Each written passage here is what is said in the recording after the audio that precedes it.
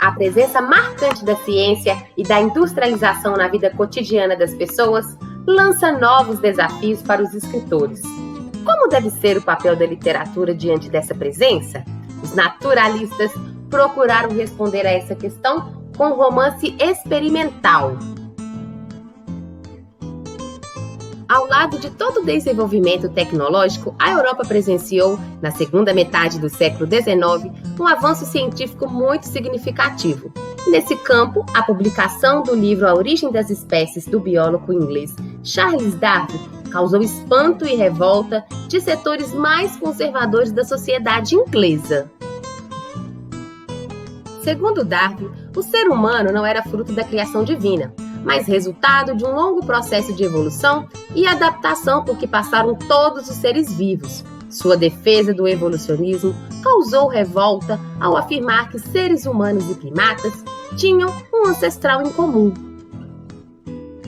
Dos estudos de Darwin, duas ideias merecem atenção, porque influenciaram a definição de características da estética naturalista.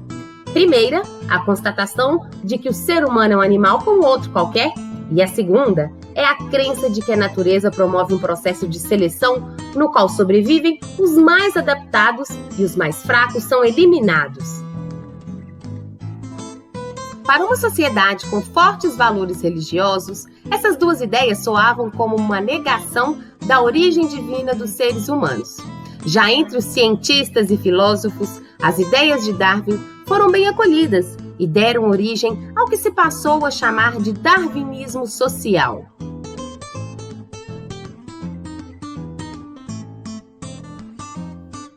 E ao lado de Darwin, dois outros intelectuais influenciaram de modo definitivo a estética naturalista, Auguste Comte e Hippolyte Taine.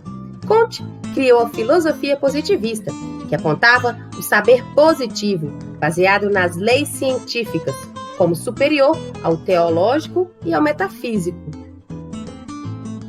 Hippolyte Taine era um crítico literário e, em seus trabalhos sobre a literatura inglesa, utilizou pela primeira vez o termo determinismo para explicar quais fatores deveriam ser considerados na apreciação das obras literárias de um povo. Segundo Taine, o indivíduo era socialmente condicionado por 3 fatores: a raça, da qual ele fazia parte e lhe garantiria uma determinada herança, o meio no qual se encontrava e o momento em que vivia.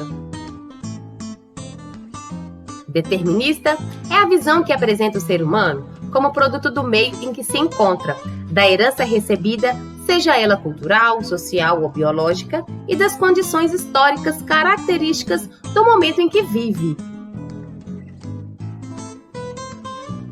O projeto naturalista pretende colocar a literatura a serviço da ciência. Os escritores buscam olhar para a realidade através da lente do determinismo e das teorias evolucionistas.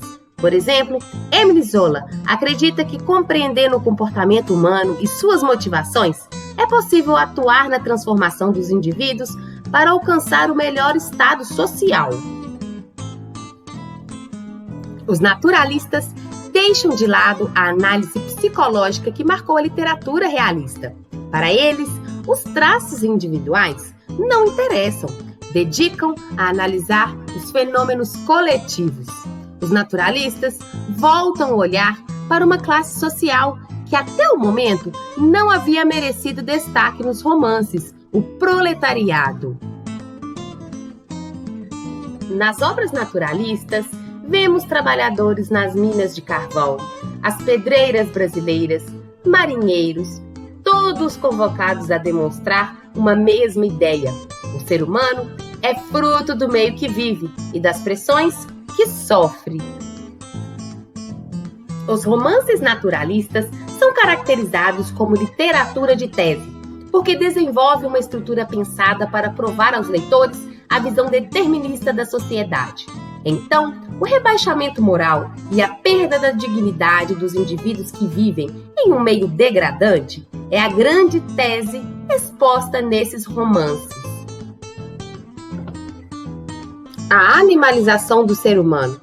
Além de descrever a intimidade das personagens, o romance naturalista se empenha em revelar de que maneira as pessoas submetidas a condições subhumanas de vida e de trabalho acabam perdendo a própria humanidade e sendo dominadas por seus instintos animais. Nos romances naturalistas, o foco narrativo em terceira pessoa e as descrições são recursos que a linguagem usa para sugerir um olhar racional e objetivo para a realidade.